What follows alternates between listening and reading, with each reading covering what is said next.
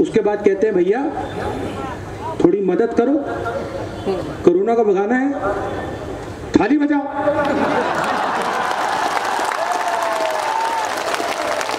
फिर 2-3 दिन बाद कहते हैं थाली से काम नहीं हुआ, चलो मोबाइल फोन की लाइट जलाओ।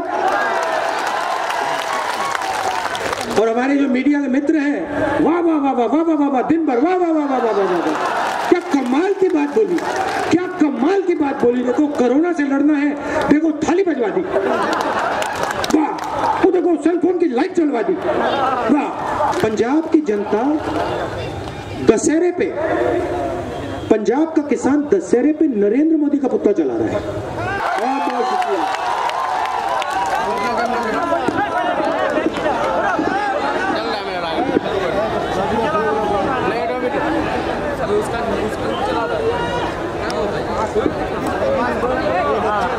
उतर रहा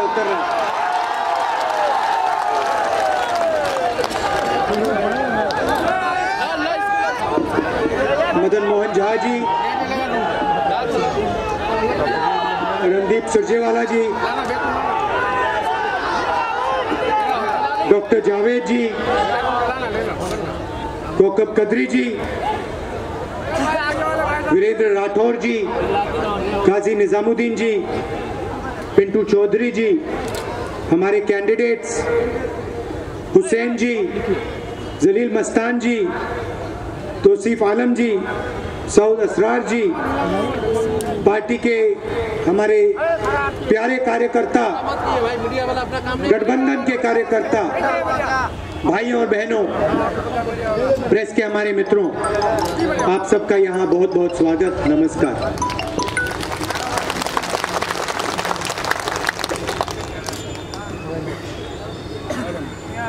छह साल से नरेंद्र मोदी हिंदुस्तान के प्रधानमंत्री हैं और कुछ साल से नीतीश जी बिहार के चीफ मिनिस्टर। आज नीतीश जी एनडीए में हैं, मोदी जी के साथ पार्टनर बने हुए हैं। मगर आपको याद होगा पिछले चुनाव में नीतीश जी हमारे गठबंधन में हमारे साथ खड़े थे। बीच में उन्होंने मन बदल दिया। आपने जब उनको वोट दिया था, आपने गठबंधन को वोट दिया था, आपने एनडीए को वोट नहीं दिया था। तो पहला धोखा ये कि आपके सामने आए, स्टेज पे आए, आपसे कहा मैं बीजेपी के खिलाफ लड़ रहा हूं, बिहार में वोट दिया, गठबंधन को वोट दिया और फिर नीतीश जी कहते हैं झूठ बोला था मैंने, अब मैं एनडीए के साथ जा रहा हूं। पहला धोखा ये।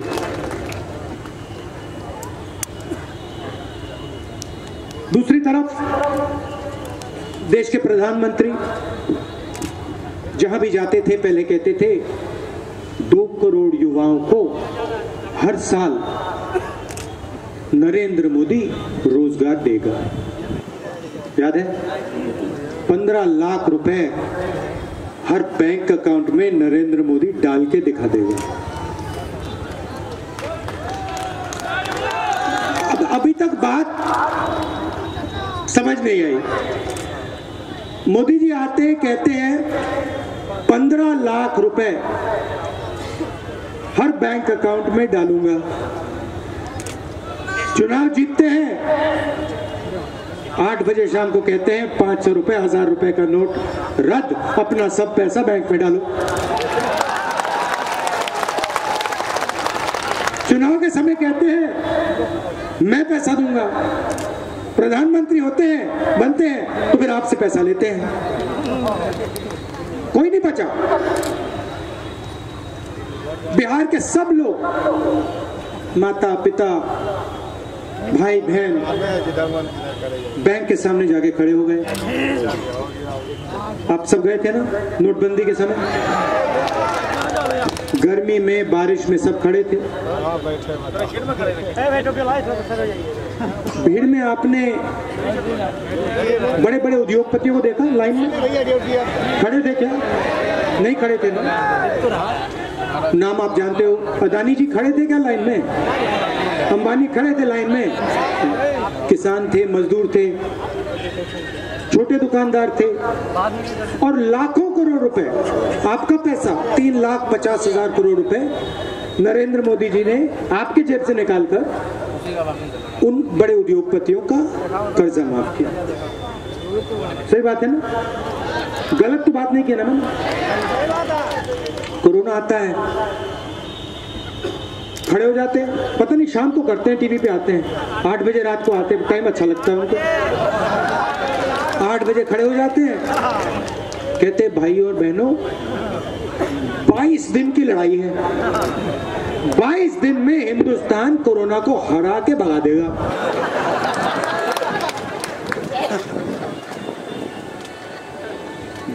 दिन। उसके बाद कहते हैं भैया थोड़ी मदद करो, कोरोना को भगाना है, थाली बजाओ।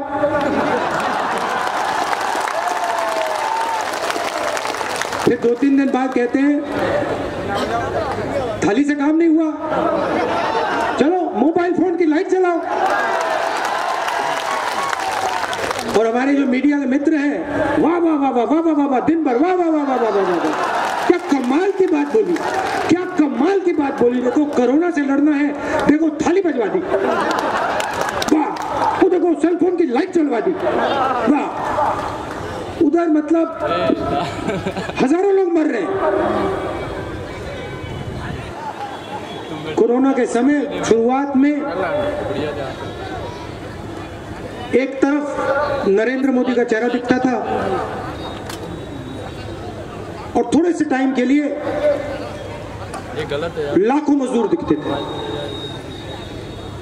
कोई बेंगलोर से चला आ रहा है, कोई दिल्ली से चला आ रहा है, हरियाणा, पंजाब, महाराष्ट्र, हर प्रदेश से कोई ना कोई बिहार की ओर चल रहा था। भूखे थे, प्यासे थे। नरेंद्र मोदी जी ने ट्रेन बंद कर दी थी, बसें बंद कर दी थी, पूरे देश को बंद कर दिया।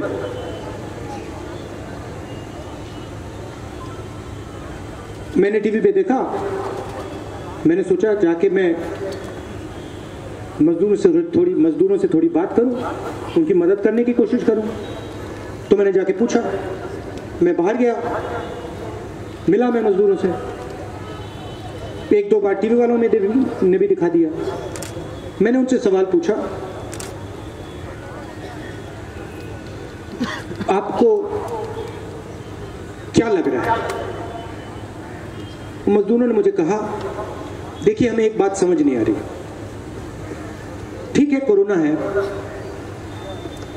मगर नरेंद्र मोदी ने बिना कोई वार्निंग के, बिना कोई नोटिस के ये काम क्यों किया? अगर इनमें, इनके दिल में हमारे लिए थोड़ी सी भी जगह होती तो ये हमें 1-2 दिन तो दे देते, कह देते ठीक है 2 दिन में लॉकडाउन होगा, कह देते ठीक है 3 दिन में हम लॉकडाउन करेंगे, आप लोग ट्रेन में जल्दी से बिहार पहुंच जाइए, उत्तर प्रदेश पहुंच जाइए, उसके बाद हम पूरा का पूरा हिंदुस्तान लॉक करने वाले हैं। और मजदूरों ने मुझसे पूछा कि ये नरेंद्र मोदी ने क्यों किया, और मैं आपको सच बताऊं तो इसका मैं जवाब नहीं दे सकता। एक ही जवाब हो सकता है कि प्रधानमंत्री के दिल में गरीबों के लिए, मजदूरों के लिए, उनके दिल में कोई भी जगह नहीं है। नहीं तो ऐसा निर्णय हिंदुस्तान का प्रधानमंत्री नहीं ले सकता। और ये सिर्फ मजदूरों को चोट मारने की बात नहीं है, ये हिंदुस्तान पर, हिंदुस्तान की जनता का अपमान है, हिंदुस्तान हिंदुस्तान की जनता अपना खून पसीना देती है। बिहार के लोग जब महाराष्ट्र जाते हैं, दिल्ली जाते हैं, तो वो वहां पे अपना खून पसीना देते हैं, दिन भर काम करते हैं, और देश के प्रधानमंत्री ने उनको एक दिन नहीं दिया, एक दिन छोड़िए 5 घंटे नहीं दिए, एकदम लॉकडाउन कर दिया, मार दिया सबको उठा के। और फिर जहां भी जाते हैं कहते हैं मैं देशभक्त हूं। अब कैसे देशभक्त? अगर आप देशभक्त होते तो आपने किसानों से उनका हक क्यों छीना? आपने छोटे दुकानदारों पर आक्रमण क्यों किया? आपने मजदूरों को 5 घंटे क्यों नहीं दिए?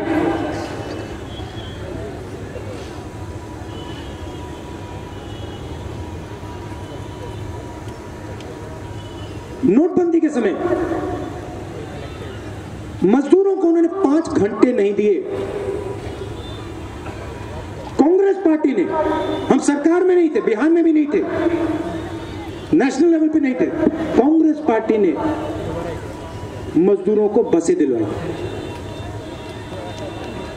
हमने मजदूरों को घर पहुंचाने का काम किया, लाखों को नहीं कर पाए, मगर जो भी हमारी हैसियत थी हमने किया। क्यों? क्योंकि हम उनका आदर करते हैं, हम उनकी इज्जत करते हैं, और हम समझते हैं कि अगर ये देश चलता है तो ये 2-3 बड़े उद्योगपति इस देश को नहीं चलाते हैं, किसान, मजदूर, गरीब लोग चलाते हैं।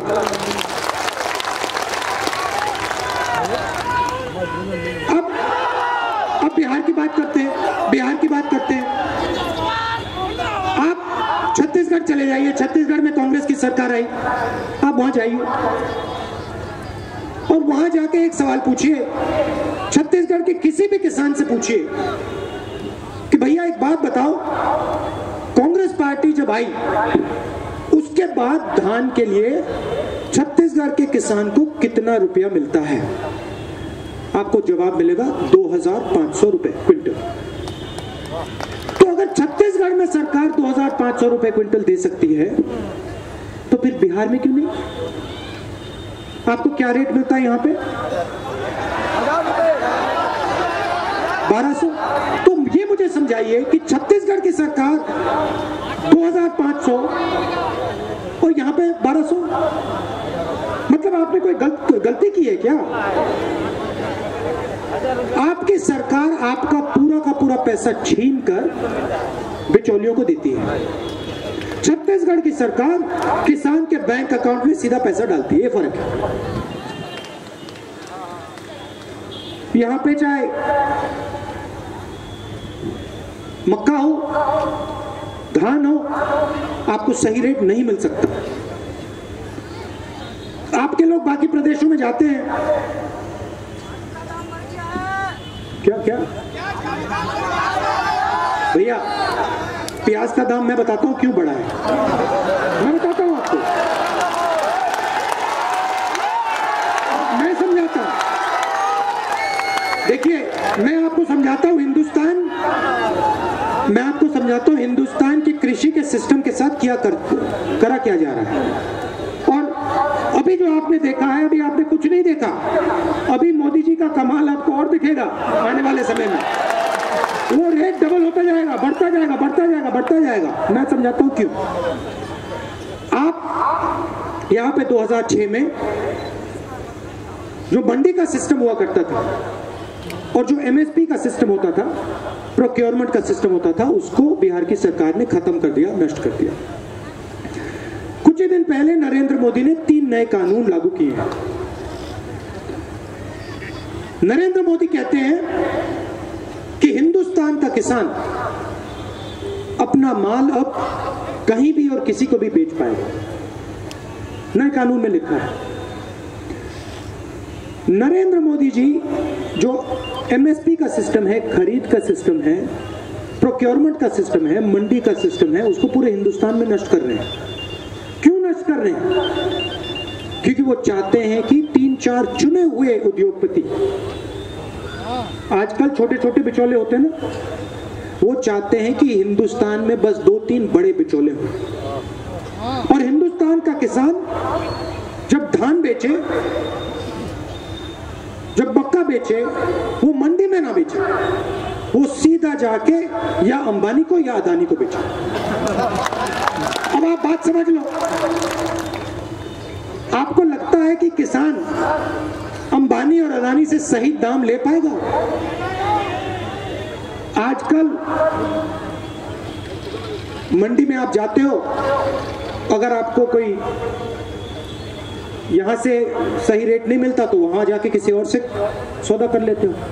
आने वाले समय में आप सिर्फ अंबानी जी और अदानी जी से सौदा कर पाओगे और वो रहेंगे बंबई में, एक गुजरात में, एक बंबई में और आप यहां बिहार में। तो जो आज आपको दाम मिलता है वो भी नहीं मिलने वाला है। पंजाब में क्या हुआ?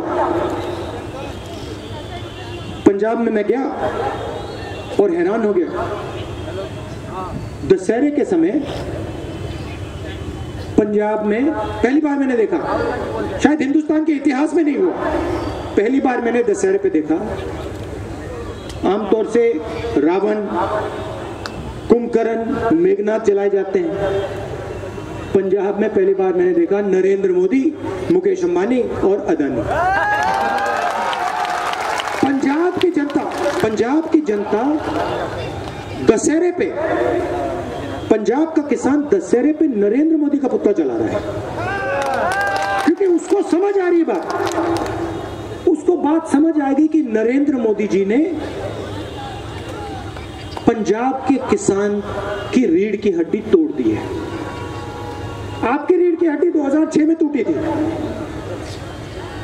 तो आपको आदत पड़ गई है। आपको सही रेट नहीं मिलता तो कहते हो भाई ऐसे होता है, ऐसे चलता है।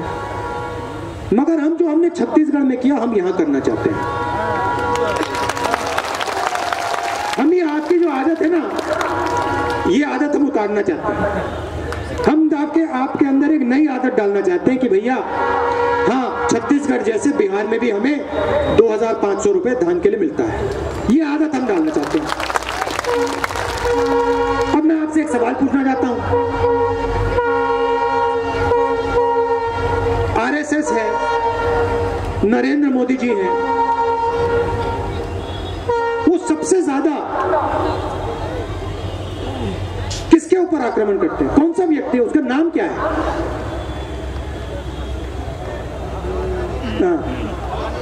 तो मुझे एक बात समझाओ, आपको दिख रहा है कि नरेंद्र मोदी से अगर कोई लड़ता है, राहुल गांधी, तो उस व्यक्ति का नाम राहुल गांधी है। अगर कोई उसके सामने खड़ा होता है तो उसका नाम राहुल गांधी है। ये पूरे देश को दिख रहा है। प्रेस वाले मेरे पीछे पड़े रहते हैं दिन भर,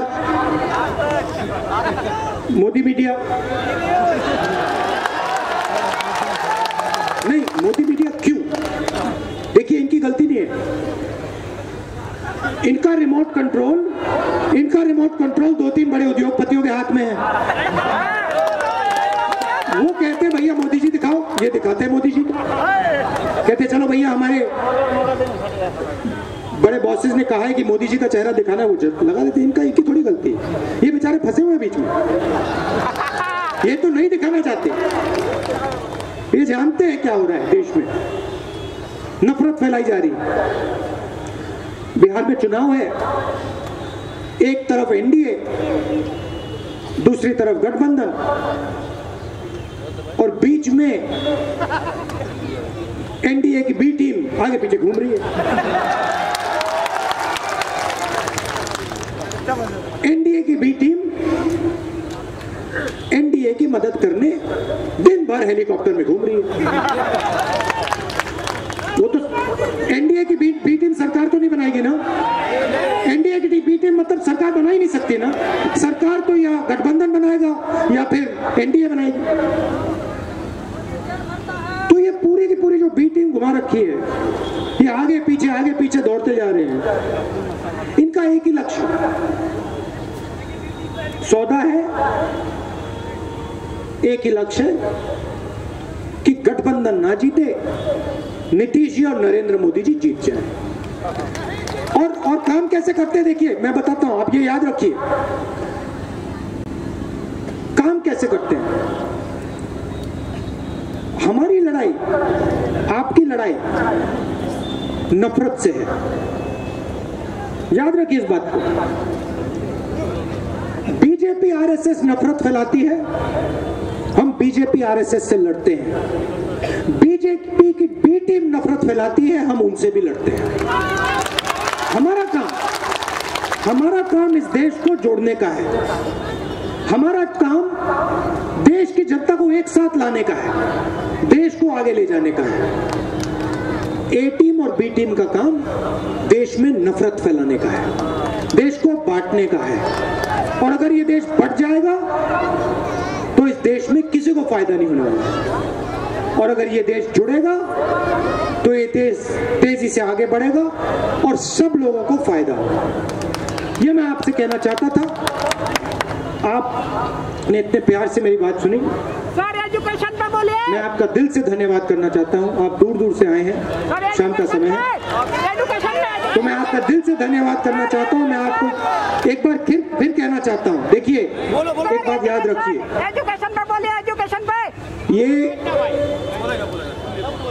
नरेंद्र मोदी जी हो,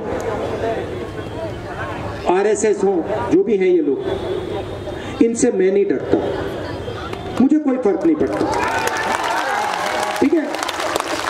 मैं सच्चाई का सिपाही हूं, मैं सच्चाई का काम करता हूं। और ये कुछ भी कह ले, मुझे कोई डर नहीं लगता, कुछ फर्क नहीं पड़ता। मैं बता रहा हूं, याद रख लो, मैं इनको हरा के दिखाऊंगा। अब आखिरी बात मैं नीतीश जी की कहना चाहता हूं। मोदी जी ने 2 करोड़ युवाओं को रोजगार देने की बात की। नीतीश जी पहले चुनाव में आते थे, कहते थे रोजगार दूंगा, कहा था ना, बिहार को बदलूंगा, किसानों को सही दाम दूंगा, रोजगार दूंगा। तो मैं आपसे ये पूछना चाहता हूं, नीतीश जी ने वायदा किया था रोजगार देने का। अब नीतीश जी की मीटिंग में युवा खड़े होकर कहते भैया आपने रोजगार नहीं दिया, हमें रोजगार दो। नीतीश जी उसको गाली देते हैं, धमकाते हैं। नीतीश जी को समझाना चाहिए, नीतीश जी को कहना चाहिए हाँ मैंने झूठा वायदा किया था, मैंने गलती की। धमकाना नहीं चाहिए। युवा सही सवाल पूछ रहा है। हिंदुस्तान के सामने सबसे बड़ा सवाल है युवाओं को रोजगार कैसे मिलेगा।